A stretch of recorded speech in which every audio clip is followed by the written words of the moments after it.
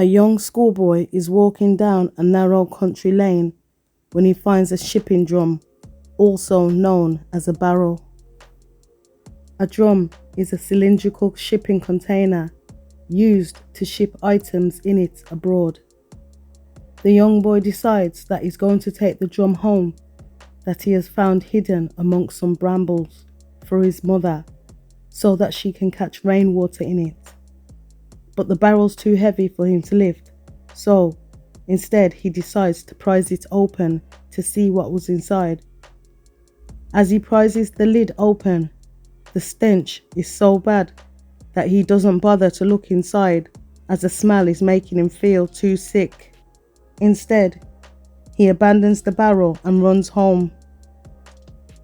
But had the young schoolboy looked into the barrel once he'd prized it open, he would have got the shock of his life that probably would have haunted him for the rest of his life.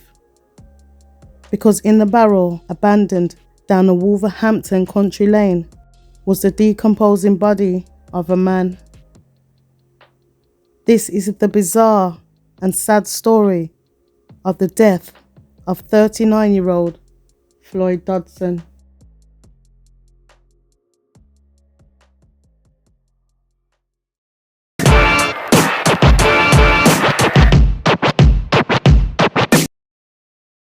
It's Thursday, the 30th of September 1999, and council workers have been hired to tidy up the area on Barnhurst Lane near Penderford, Wolverhampton in the West Midlands. Hidden in shrubbery, one of the council workers find an open barrel. It's the same barrel that had been prized opened and abandoned by the schoolboy weeks earlier. Upon looking inside, the council worker is horrified to discover the decomposing body of a man that had been crammed and stuffed down into the barrel, wrapped up in a quilt. At 3:30 p.m, the workman called the West Midlands police and the road was cordoned off.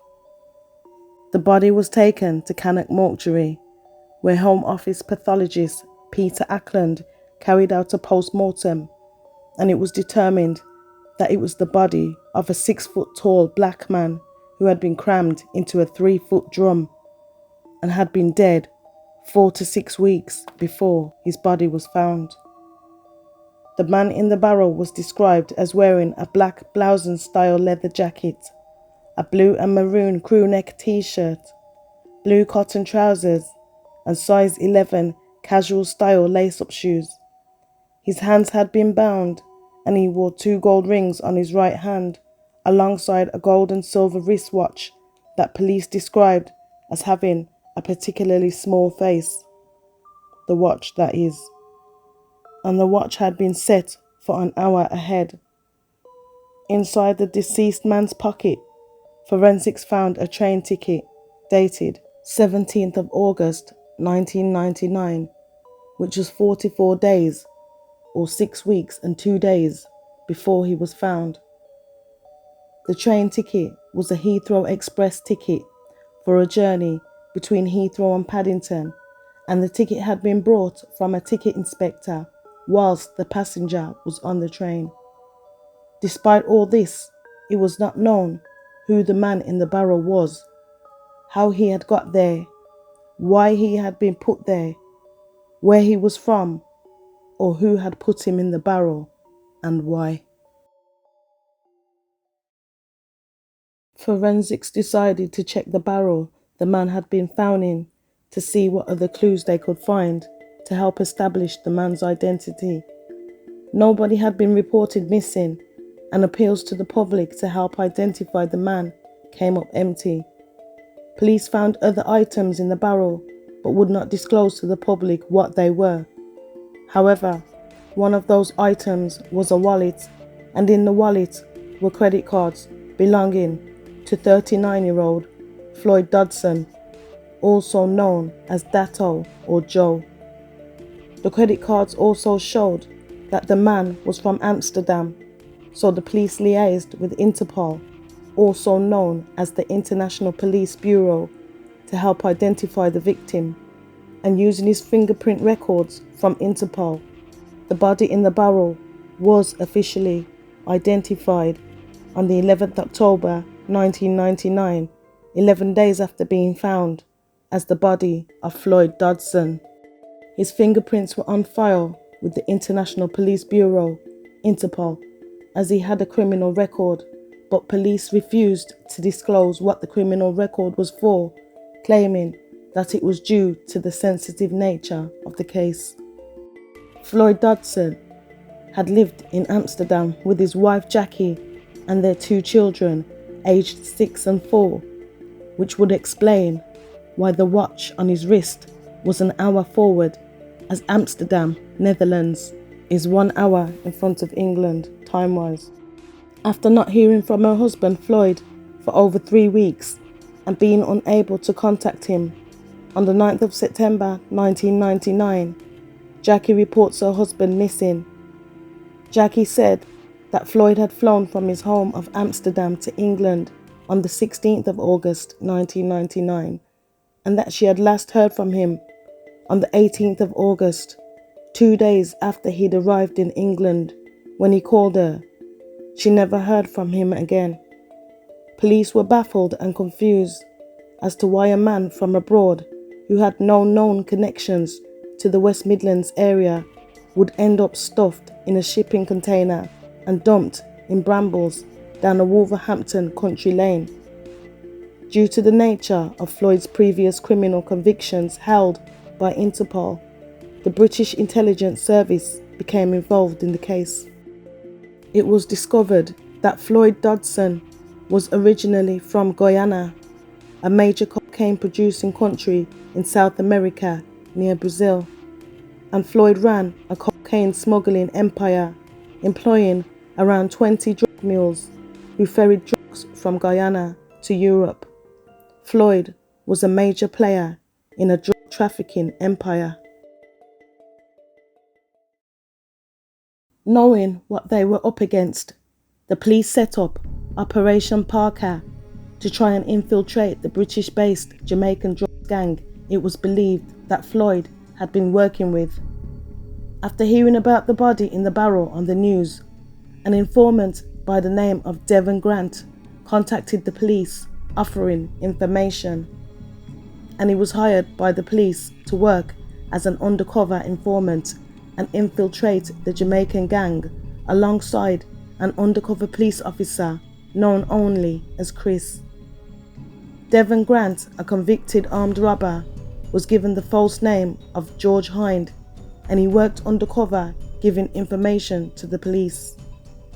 £44,000 was given to the undercover informant by the police in cash, and some paid on expenses, and the police set him up with a taxicab license and insurance. He was also paid £100 a week by the police for living expenses, and it's been alleged that Devon Grant, the undercover informant, used the money on drugs and paying for escorts. Floyd Dodson's body was flown home to Amsterdam on Friday the 22nd of October 1999 to be buried. Police inquired with West Indian shipping companies that used barrels, and eventually they came across the barrel company that had supplied the barrel that Floyd's body had been disposed in. Police investigations also discovered that the barrel had been transported in a Santa Cruz shipping van, and further inquiries found the ID of the van used to ship the body in the barrel. On the anniversary of Floyd's death, police drove the van that Floyd's body was now known to have been transported in around Pendeford in an attempt to find witnesses who might have seen the van a year ago. A mobile police station was also set up outside Haymarket shops off Ryfield, and road stops were carried out on Barnhurst Lane where the barrel was dumped, asking drivers for any information they may have, or if they had driven down this lane a year previous, and if so, do they recognise the van, and did they see the driver or occupants of the van. Through this investigation, police discovered that the van had been driven by a black man and accompanied by at least 3 other men. Staffordshire police investigated the body in the barrel case for 4 years in what they described as a long and torturous case. And based on their investigations and the information they received from the undercover informant Devon and the undercover police officer Chris, they began to piece together the story of what had happened to Floyd Dodson. Floyd Dodson, an international dealer of a drug smuggling empire, had travelled from his home in Amsterdam on the 16th of August 1999 to come to London to oversee a drug deal between himself and a South London-based Jamaican drug gang. The main leader of this gang was a man by the name of Nigel Braid, known by the street name of Chrome. Nigel, aka Chrome, was a 41-year-old former club doorman from Islington in London. On the night Floyd Dodson arrived in England, he spent the night on the Pelican Estate in Peckham. The next day, he went to Heathrow Airport to meet one of his drugs mules called Mariska, and he brought her back to the Peckham flats. Mariska was a young Dutch woman who had swallowed pellets of Class A drugs at a house in Guyana before flying to London. It took Mariska 2 days to pass 74 pellets of the Class A drug, but she didn't produce as much as was expected. It's unclear the amount they had expected her to pass, but 74 pellets was not enough. Floyd also had a second drugs mule who he was expecting to get Class A drugs from that day, a lady by the name of Jennifer Ellis, who was from London. But at the last minute, Jennifer changed her mind about becoming a drugs mule and did not traffic the drug. This left the supply short of what Nigel Braid and his gang had been expecting. So thinking that Floyd, the supplier, had shortchanged them, the Jamaican crew invited Floyd over to their first floor flat in Catford, which was their HQ, for a meeting. When Floyd arrived, he was held against his will, tied up and possibly beaten up, and then placed in a corner of the flat. Living directly below the flat that Floyd was now being held hostage in was a couple, Michael and Primitiva Boyce. Primitiva said that at around midnight she was woken up by the sound of dragging feet and a scuffle. Primitiva said that people were walking towards the flat above her bedroom, and it was not normal steps that she could hear. She claims that she was then woken up at around 2:30 a.m. by the sound of a man shouting for help. She said he shouted several times, then his voice became muffled, and then he stopped. Despite this, neither of them called the police, nor did anything about hearing a grown man shouting for help. The post-mortem on Floyd's body revealed that Floyd had a weak heart due to continued cocaine abuse, and he died of a fatal heart tremor caused by shock brought on by fear, the fear of being tied up and held hostage. Floyd Dodson had literally died of fear. Realizing they had a dead man on their hands, 6-foot-tall Floyd was stuffed into a 3-foot shipping barrel, put in a van and driven all the way from London to Wolverhampton, where he was dumped in bushes and brambles down a quiet country lane. Police set out to find Nigel Braid, aka Chrome, and he was arrested when he was finally caught in a property in Hounslow during a drugs raid. A 25-year-old man called Ryan Matthews from Kingston, Jamaica, was also arrested in connection to the crime. The 5-week trial began on Thursday the 12th of June 2003 at Stafford Crown Court, where after hearing all the evidence and deliberating for 16 hours, the jury acquitted 25-year-old Ryan Matthews of all charges on the 10th of July 2003. A week later, 6 men and 6 women of the jury took 25 hours and 30 minutes to reach a verdict, finding Nigel Braid guilty of manslaughter.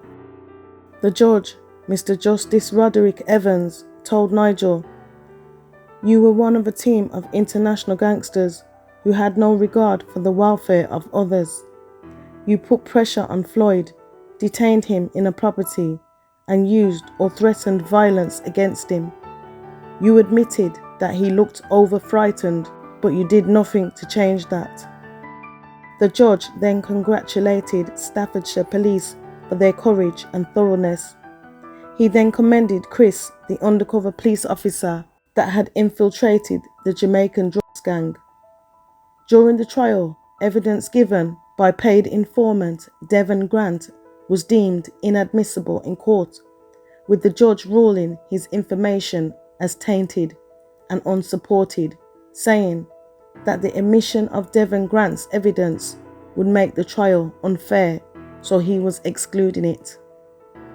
Devon Grant later said that he would now have to spend the rest of his life looking over his shoulder. Nigel Braid, aka Chrome, was jailed for 6 years for manslaughter, and he showed no emotion as he was led from the dock. Nigel later admitted that leaving Floyd's credit cards in his pockets was sloppy, as this enabled police to trace his identity. So, what do you think of the sentence? 6 years for frightening a man to death. I would like to hear your thoughts and opinions in the comment section, and please don't forget to like, share and subscribe, and tell your friends and family about this channel. Thank you. One love.